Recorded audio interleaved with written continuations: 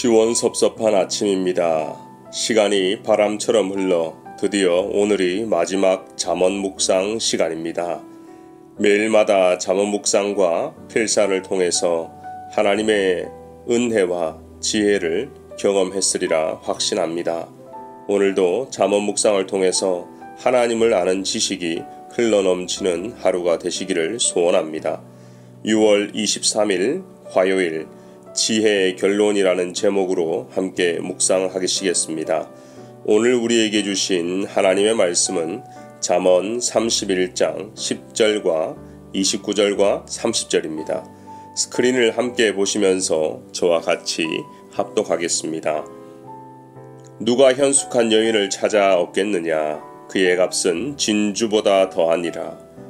덕행이 있는 여자가 많으나 그대는 모든 여자보다 뛰어나다 하느니라. 고운 것도 거짓되고 아름다운 것도 헛되나 오직 여호와를 경외하는 여자는 칭찬을 받을 것이라. 한 남자에게 3명의 여인과의 만남은 가장 큰 축복이라고 합니다. 어머니와 아내와 딸입니다. 어린 시절 자녀를 위해서 기도하는 어머니에게서 신앙 생활을 배우고 나이가 들어서는 딸을 보는 것만으로 행복하고 무엇보다 가장 중요한 것은 한평생 같이 할 배우자를 잘 만나는 것입니다. 그래서 저도 중학생 때부터 배우자를 위한 기도를 시작했던 것 같습니다. 우리의 자녀들도 하나님을 경외하는 믿음의 배우자를 만나기를 바라고 기도합니다. 오늘 잠언에서는 한 여인에 대해서 소개하고 있습니다. 현숙한 여인이죠. 먼저 현숙하다는 의미가 무엇일까요? 저는 어진 어머니이자 좋은 아내인 현모양처가 번뜩 생각이 났습니다. 그러나 원어적인 의미는 유능하고 능력 있는 여자, 그 뜻에 더 가깝습니다. 13년 전인 2007년에 한국의 경제생활에 환획이 그어졌습니다. 그 이유는 5만원권이 새롭게 발행되었기 때문입니다. 최고 단위가 1만원에서 5배나 뛰어버린 것입니다. 그런데 여성계가 반발하기 시작했습니다. 화폐인물의 신사임당이 선정되었기 때문인데요.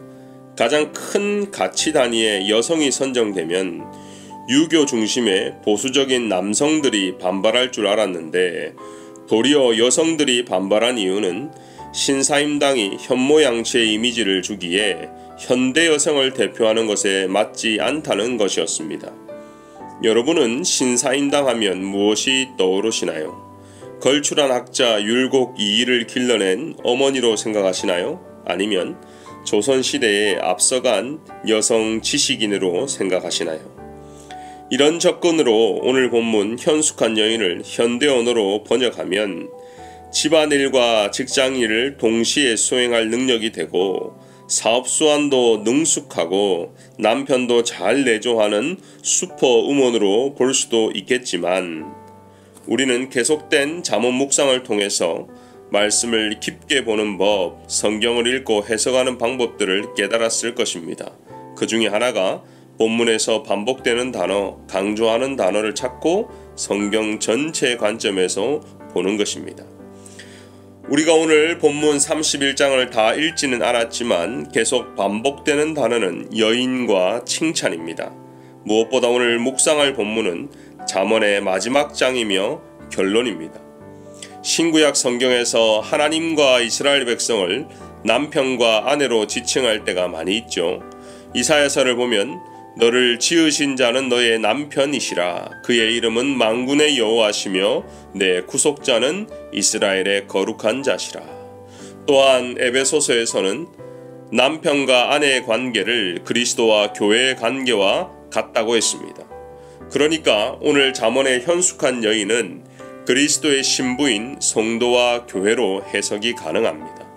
이 유능한 현숙한 여인을 통해 크리스찬들만 성도들만 살아낼 수 있는 능력 있고 복된 삶을 보여주는 것이죠. 이것이 잠언이 말하는 참 지혜요 결론이자 우리가 앞으로 해야 될 실천 과제인 것입니다.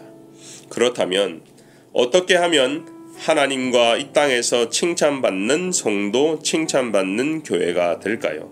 그것은 하나님을 경외하는 신앙으로 다시 돌아가야 하는 것입니다.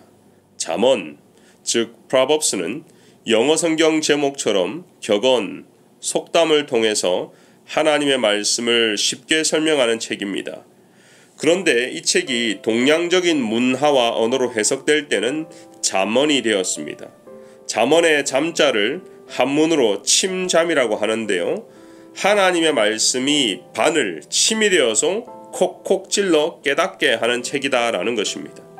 잠언이 반복적으로 말씀의 침으로 깨우쳐 주는 것은 진정한 지혜, 참 지혜는 하나님을 두려워함으로, 하나님을 경외함으로 시작한다는 것입니다. 오늘 본문 30절은 고운 것도 거짓되고 아름다운 것도 헛되나 오직 여호와를 경외하는 여자는 칭찬을 받을 것이라. 믿음 생활의 시작과 끝은 우리가 섬기는 하나님을 창조주요 모든 만물의 질서를 정하신 분으로 지혜의 근본으로 보는 믿음이 있는가 하는 것입니다. 우리는 반복할 때 숙달이 됩니다. 신앙생활도 마찬가지입니다.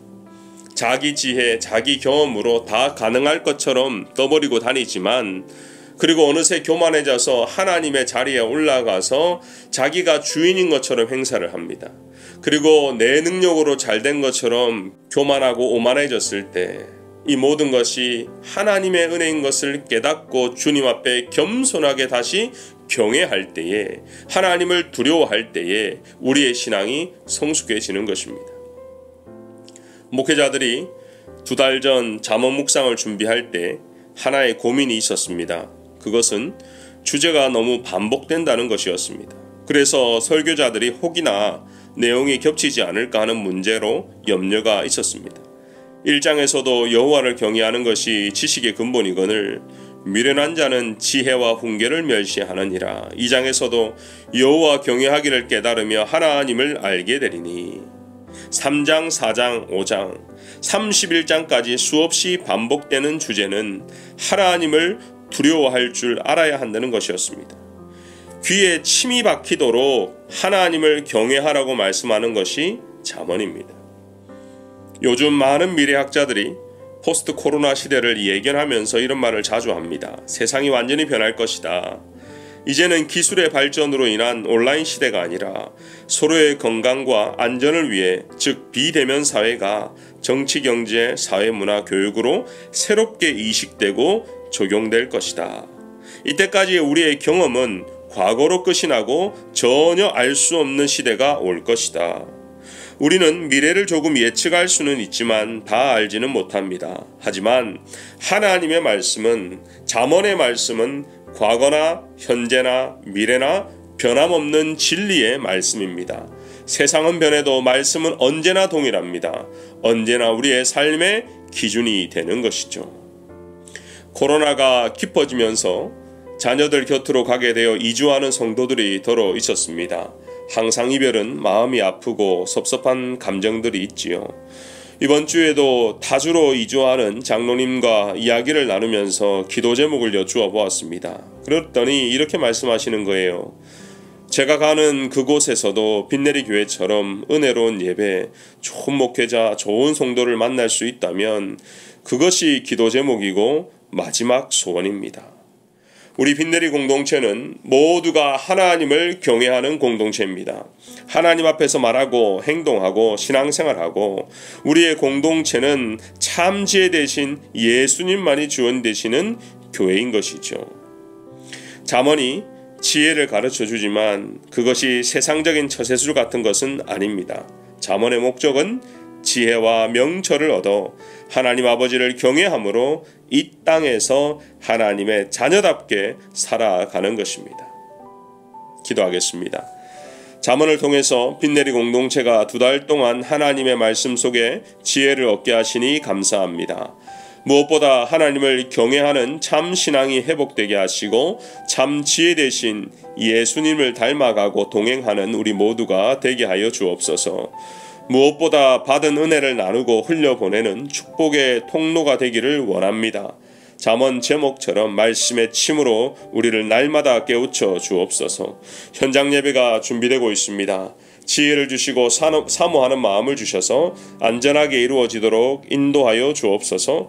방학 동안 진행되는 여름학교에 우리 다음 세대 자녀들이 하나님께 받은 지혜로 세상의 학문도 잘 감당하게 하시고 하나님 나라를 위한 꿈과 비전을 허락하여 주옵소서.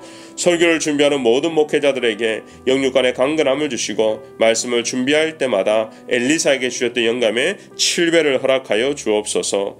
앞으로 진행될 나의 노래 나의 시편을 통해서도 우리의 목소리로 말씀을 녹음할 때에 나의 간증 나의 고백이 되게 하여 주옵소서. 감사하며 예수님의 이름으로 기도하옵나이다. 아멘.